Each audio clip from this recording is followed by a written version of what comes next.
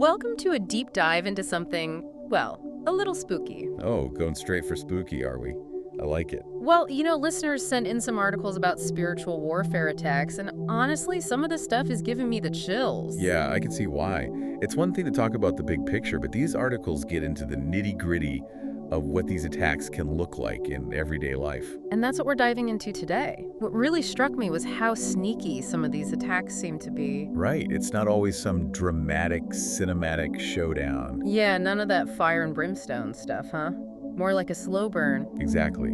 It's the subtle stuff, the insidious stuff that can really mess with you. Speaking of subtle, did you see that one article that just dives right into a list of 23 different types of attacks? Oh, yeah, that was a doozy. Made my head spin a little, not gonna lie. 23?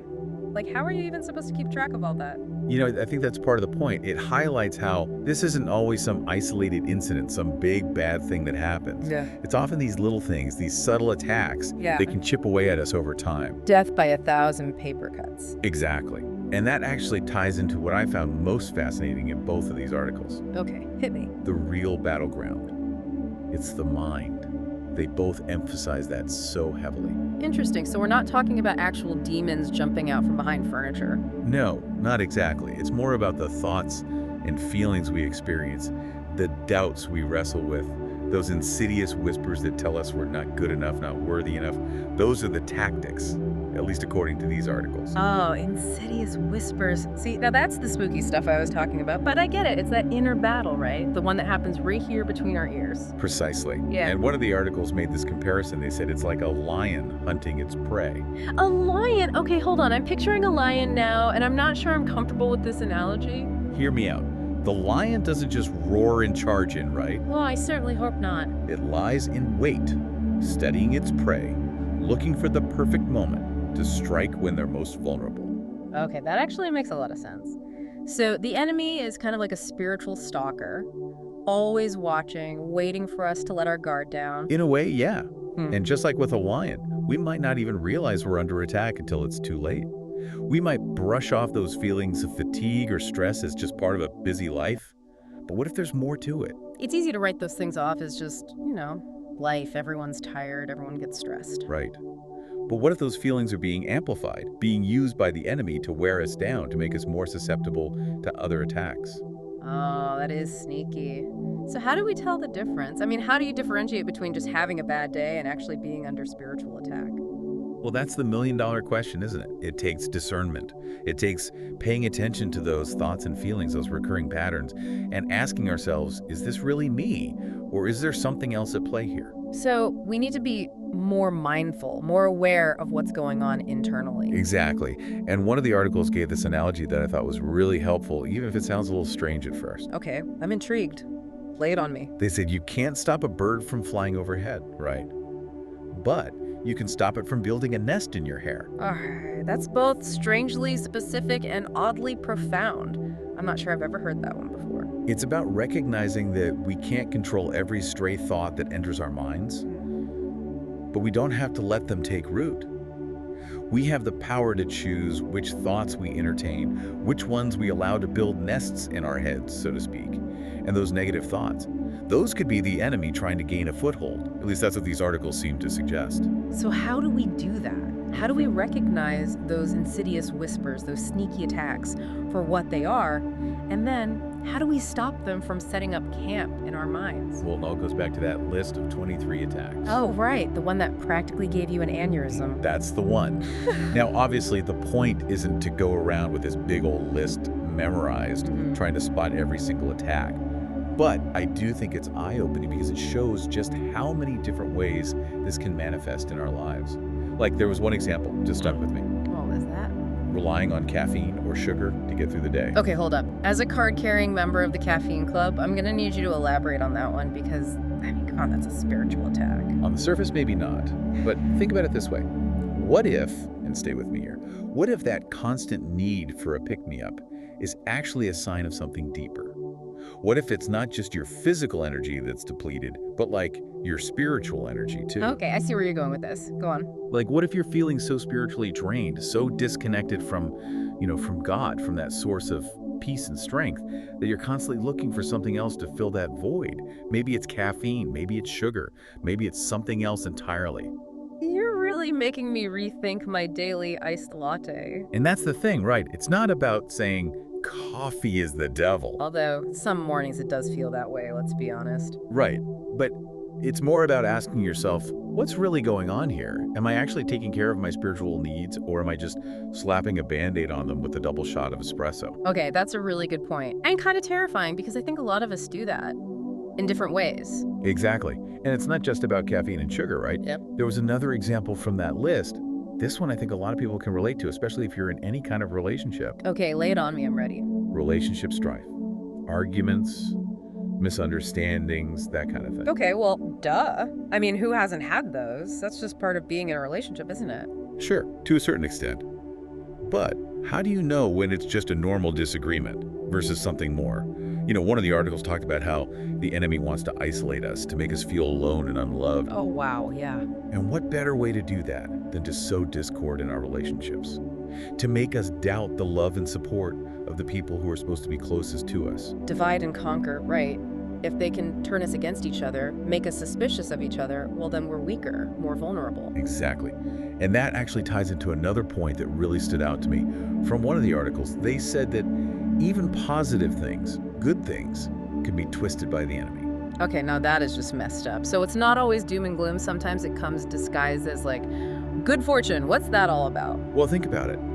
Sudden wealth, unexpected success, even just a period of time where you're feeling really good about yourself, really confident, those things in and of themselves aren't bad. But they can make us vulnerable in different ways.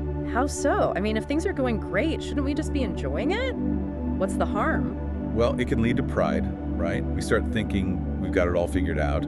We don't need anyone, not even God. We start relying on our own strength, our own wisdom, instead of on Him. We get a little too big for our britches. Exactly. And that can make us more susceptible to temptation, more likely to make choices that pull us away from our faith. So it's not enough to just be riding high, celebrating the wins. You gotta be checking yourself, staying grounded. Exactly. It all comes back to discernment, to remembering that true security, true fulfillment that comes from our relationship with God, not from, from stuff, from achievements, from how great we feel at any given moment. Easier said than done sometimes, though. Oh, absolutely. It's a constant process, for sure. Which is why, those combat strategies that these articles talked about, yeah, those are super important. Because it's one thing to be aware of the enemy's tactics, but we also need to know how to actually fight back. Right. Well, yeah, what good is knowing there's a lion stalking you if you don't know how to, escape or defend yourself or something? Right, and one of the articles was really big on, the importance of catching those negative thoughts early on. Oh, yeah, the second they show up. Exactly. They talked about resisting that first thought. Yeah. Because they were saying, once that thought takes root in your mind, once you start dwelling on it, it's so much harder to get rid of. It's like, what's that saying?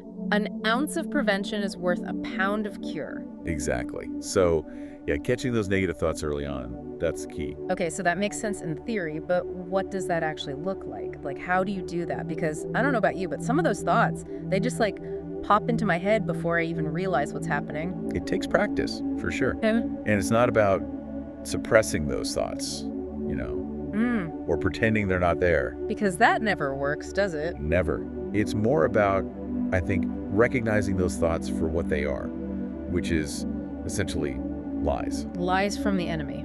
Exactly. And then, choosing not to engage with those thoughts, not letting them take up space in your head. It's kind of like, instead of getting into a back and forth with those thoughts, you're just changing the channel. Yes. I love that. You don't have to sit there and argue with your TV screen. You can just pick a different show. That's a really good analogy. So then the question becomes, what do we change the channel to? What are we supposed to be filling our minds with instead? Well, the other article, I had some really good advice about that.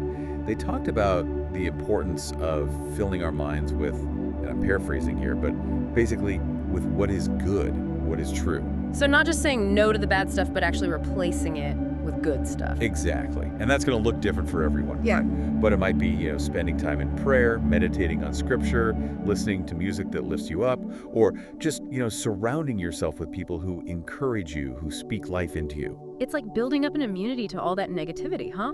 The more we focus on the good, the stronger we become, the less those attacks will affect us. I love that. Building up an immunity to negativity. That's really what it's all about. And this is where that other point comes in, the one we were talking about earlier, about the importance of community. Both of these articles, they really emphasize that the enemy wants to isolate us, to make us feel like we're alone in these struggles. But we're not meant to fight these battles by ourselves. We need each other. Absolutely. So yeah, having that support system, having people we can trust, people we can pray with, people who will just listen and offer encouragement when we need it most, yeah, that's huge. That in itself can be such a powerful weapon against these attacks.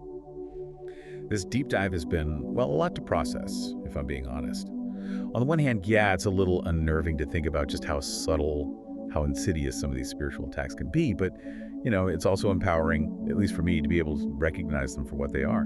Absolutely. Knowledge is power, right? The more we understand about how these attacks work, the better equipped we are to withstand them. And that's where those combat strategies come in. Yeah.